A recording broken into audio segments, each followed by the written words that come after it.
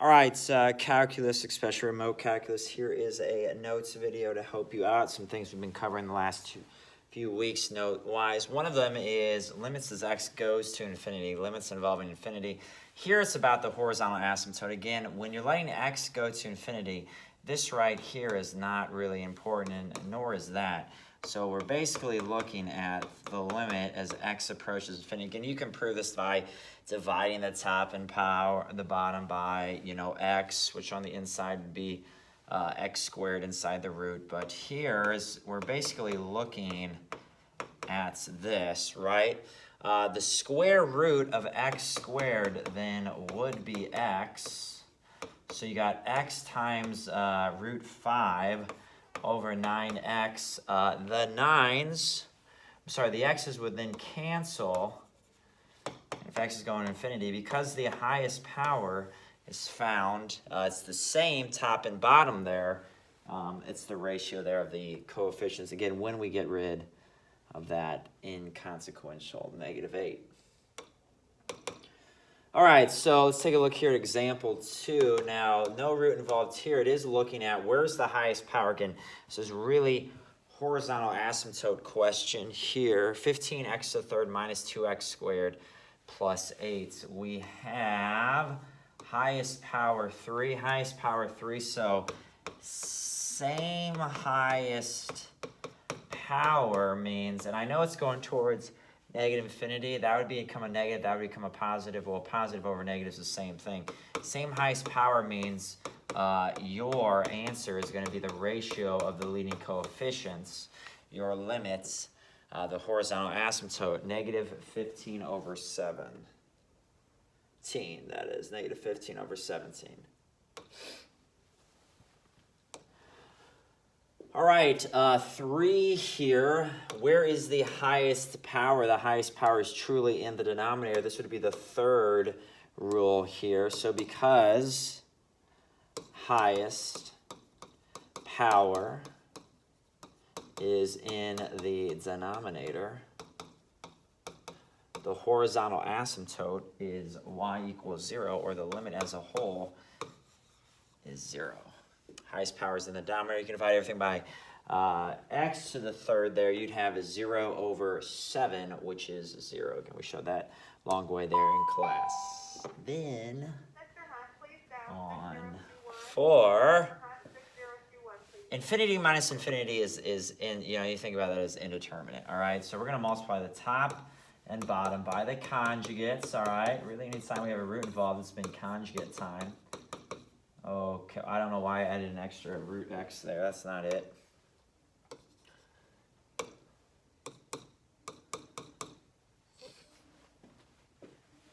All right, so we got the limit as x approaches infinity. X squared plus 5 would be this first part of FOIL. Last part of FOIL would be minus x squared. Then we have a square root of x squared plus 5 plus x. Again, we're going to say that that is essentially this at the bottom. So up top we have 5. Down below we have the square root of x squared plus x. Again, showing this algebra here. So now we have the limits as x goes to infinity of 5 over x plus x, which is 2x. This is 5 over infinity, which is 0. Again, the highest power now clearly in the denominator. Okay, so it's not 0 because it's infinity minus infinity. No, sometimes we don't get 0 there. I think we've got one where it's like a sixth. It's 0 because of this work right here. I need to see that. All right, so something like this, 5 was on our last homework set, and it kind of threw us a little bit. We need to think here. So the highest power,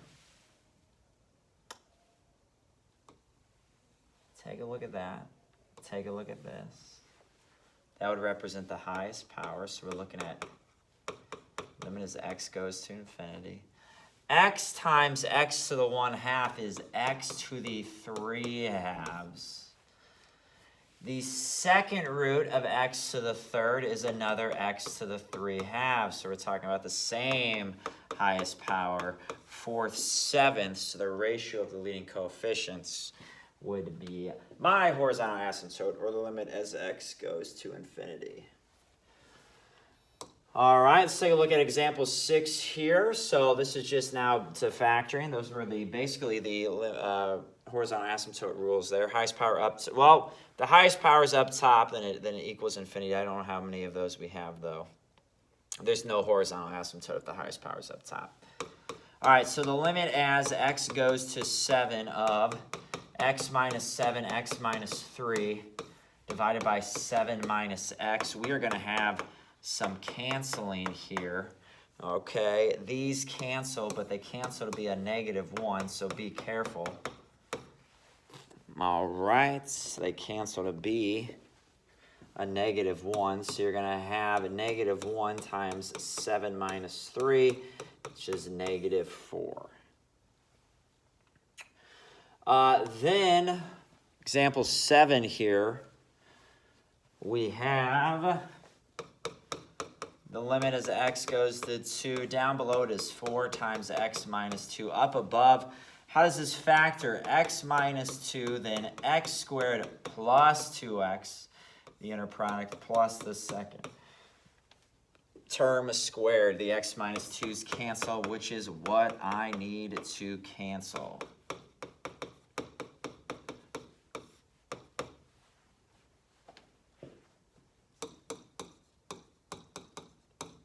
And I plug 2 in for x. 12 over 4, which is 3.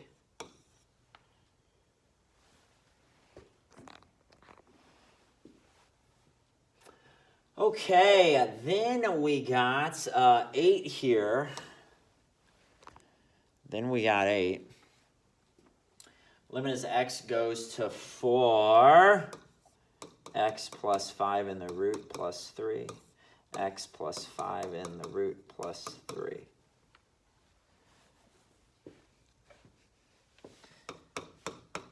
So we got the limit as x goes to 4.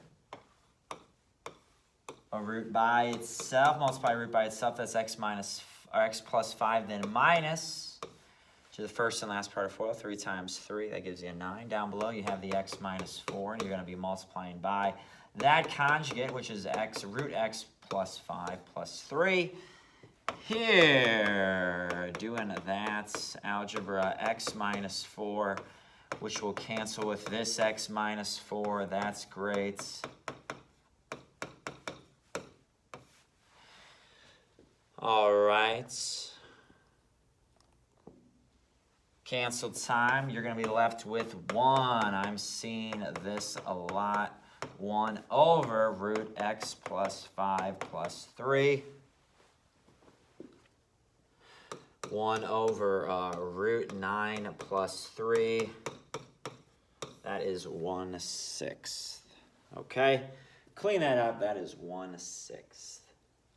Let's see what we have here to finish. Number 9. All right, so 9. Classic one on a calc final. Find the value of c so that f is continuous on -infinity to infinity. Okay? To be continuous means I'm making my graph, then when I switch over to -3, my graph continues, okay, without picking up my pencil. So that means the y values need to be equal when x equals -3. That's the transition point. So what I'm going to do is I'm going to let x equal -3. So those two parts of my piecewise functions would be equal when x is a -3.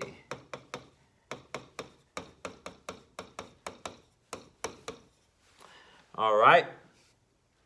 45 plus 18 plus 3 is equal to 2c minus 26. Don't be surprised to get some odd answers here. What is this? 66 is equal to 2c minus 26. 92 is 2c. C is 46. All right, let's find the value of c that makes the y value the same. 10 here, evaluate the limit. So evaluate each limit if it exists. Evaluate each limit if it exists. So that piecewise function there. So when it says the limit of f of x as x approaches -3 from the left, what's the left of -3? Like -4, -3.1. It would be this first one here.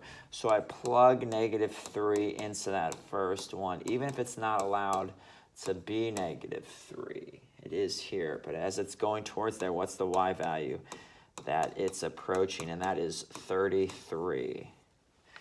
Now the right-hand limits, the limit of f of x as x goes to -3 from the right side would be like -2.9, -2.99. So it'd be a little bit bigger than -3. We're talking this right here. It's approaching it. I know it can't be -3, but it gets very close to -3. So 15 minus that. This is actually pretty close here. I totally made this up. But it's 36. Notice how the left-hand limit does not equal the right-hand limit. 33 is definitely not 36. So because 33 doesn't equal 36, the limit as a whole does not exist. The limit as x approaches -3 as a whole does not exist. All right, what is the limit as x approaches 2 from the right? 2 from the right would be greater than 2, so we're talking like 2.1, 2.01 right there. So I plug 2 into x squared plus 8x. Plug 2 into x squared plus 8x. 4 plus 16 gives me 20. I only wanted the right side limit there on that one. Last question we got, 11 in this quick but a lot of different questions here. Review. Use the intermediate value theorem to show that there exists a root of the equation in the given interval. So it says if between these two x values you cross the x-axis, i.e. gets a y value of 0 somewhere, you have a root. So that is, definition of root crosses the x-axis. So if you started at a negative and ended at a positive, or started at a positive and ended at a negative, you crossed 0, so somewhere in between had to have been a root. So let's figure out what f of 1 is. You get 7. Let's figure out what f of 2 is.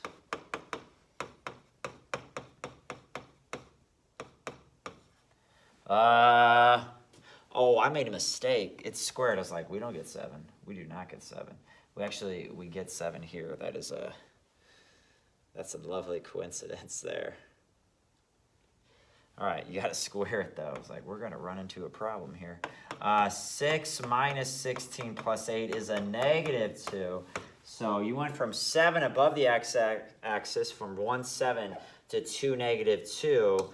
You had to cross 0. So you cross 0, you cross the x-axis. So we have shown that. And then the last one here. All right, on the interval 0 to 1. So f of 0, be careful here, e to the 0 is actually, 1. Okay, why am I confused? You get 1 plus 1, which is 2. These got to be correct.